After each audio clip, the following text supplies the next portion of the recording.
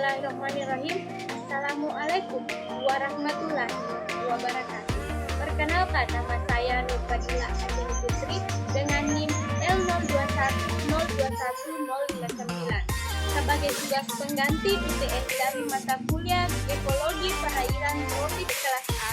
Pada kesempatan kali ini, saya akan menjelaskan sedikit mengenai sistem dan siklus kehidupan biota, terkhusus pada biota vertebrata dan invertebrata yang berasosiasi dengan ekosistem terumbu karang.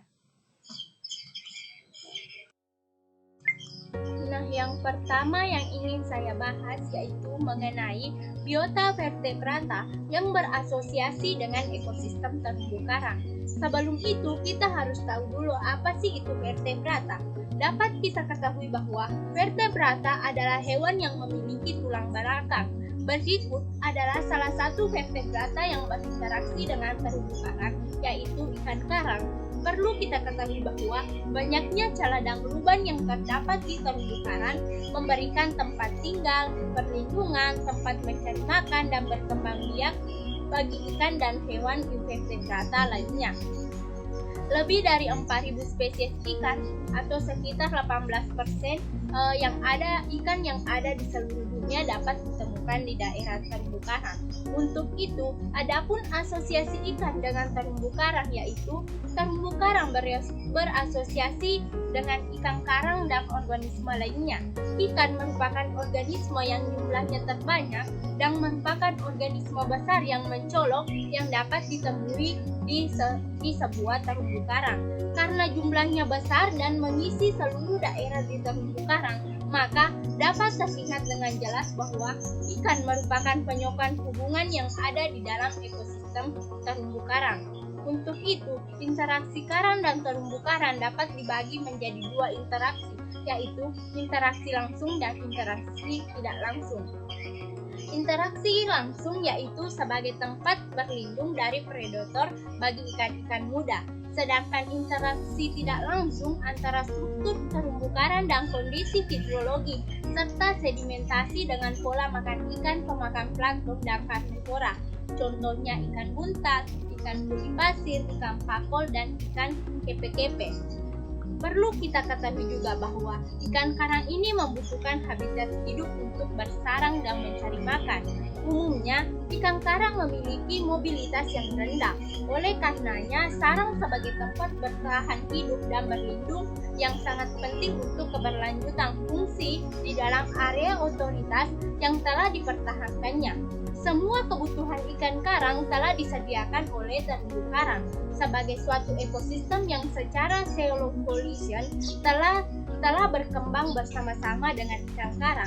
Untuk itu, asosiasi ikan karang dengan terumbu karang sangat erat, sehingga eksistensi ikan karang di suatu wilayah terumbu karang sangat rapuh ketika terjadi pemudatan habitatnya.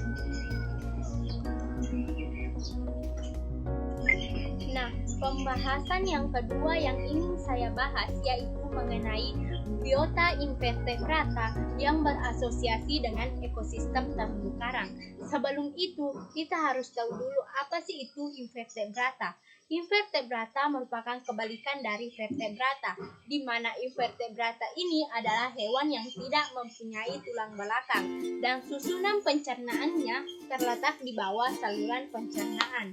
Adapun beberapa hewan invertebrata yang berasosiasi dengan terumbu karang, yang pertama yaitu ada yang disebut sebagai Echinodermata. Dapat kita ketahui bahwa Echinodermata memiliki habitat di dasar air laut, di daerah pantai hingga laut dalam. Dalam habitatnya ini, Echinodermata memiliki peran penting bagi ekosistem terumbu karang karena mereka mampu membuat laut menjadi bersih. Hewan ini adalah pemakan bangkai, sisa-sisa hewan, dan kotoran hewan laut lainnya.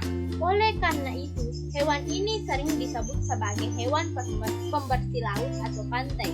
Ada dua jenis dari hewan Echinodermata ini, yaitu Crinoidea dan bintang laut. Dapat kita ketahui bahwa Crinoidea atau kelompok lili laut pada umumnya merupakan pemakan plankton dan materi tersuspensi. Selain tidak tahan terhadap kekeringan dan hidupnya tergantung kepada kehadiran populasi plankton, mengakibatkan lili laut ini sering didapatkan berada di zona paling luar dari ekosistem terumbu karang, yaitu tepatnya pada tubir dan lereng terumbu. Sedangkan bintang laut atau Asteroidea pada umumnya dikenal sebagai biota laut yang bersifat karnivora. Jenis karnivora lainnya adalah bintang laut Acanthaster planki dan Sulcita novaguinea. Kedua bintang laut ini hidup dari memakan bagian polip dari koloni karang. Sebagian besar bintang laut yang hidup di ekosistem terumbu karang adalah merupakan pemakan detritus dan lapisan busukan dari biota sesil di bentos. Yang kedua yaitu hewan invertebrata yang kedua yaitu ada yang disebut sebagai krustasea. Dapat kita ketahui bahwa krustasea yang berasosiasi dengan terumbu karang merupakan komponen penting dari jaring-jaring makanan di ekosistem terumbu karang. Untuk itu, krustasea infauna dan epifauna berhubungan erat dengan produsen primer dan berada pada tingkatan trofik yang lebih tinggi. Karena pada masa juvenil dan dewasa mereka merupakan sumber makanan utama bagi berbagai ikan dan invertebrata yang berasosiasi dengan ekosistem terumbu karang dan sebagai detritor untuk membersihkan polip karang. Dan juga diketahui bahwa krustasea merupakan predator aktif moluska. Predator rakus ini terdistribusi luas dan hidup di sejumlah habitat terumbu. Nah, yang ketiga yaitu jenis invertebrata ada yang disebut sebagai moluska. Dapat kita ketahui bahwa moluska dalam interaksi yang terjadi pada asosiasi terumbu karang dengan moluska ada berbagai pengaruh ekologis yang ditimbulkan. Misalnya pemangsaan. Secara ekologis pemangsaan menurut Boneka merupakan suatu proses yang penting, yaitu membatasi distribusi organisme dan mengontrol kelimpahan suatu organisme. Bila yang terhalangi adalah organisme hama, maka dianggap menguntungkan. Pemangsaan adalah salah satu nomor utama pembentuk dan penyusun komunitas biologi di dalam pemangsaan, yang juga berfungsi dalam menstimulir proses terjadinya adaptasi organisme, morfologi maupun perilaku. Nah, mungkin itu saja yang sempat saya sampaikan pada kesempatan kali ini. Semoga apa yang saya sampaikan mengenai asosiasi terumbu karang dengan hewan invertebrata dan vertebrata dapat bermanfaat bagi kita semua dan menambah wawasan kita. Lebih dan kurangnya mohon dimaafkan. Wassalamualaikum warahmatullahi wabarakatuh.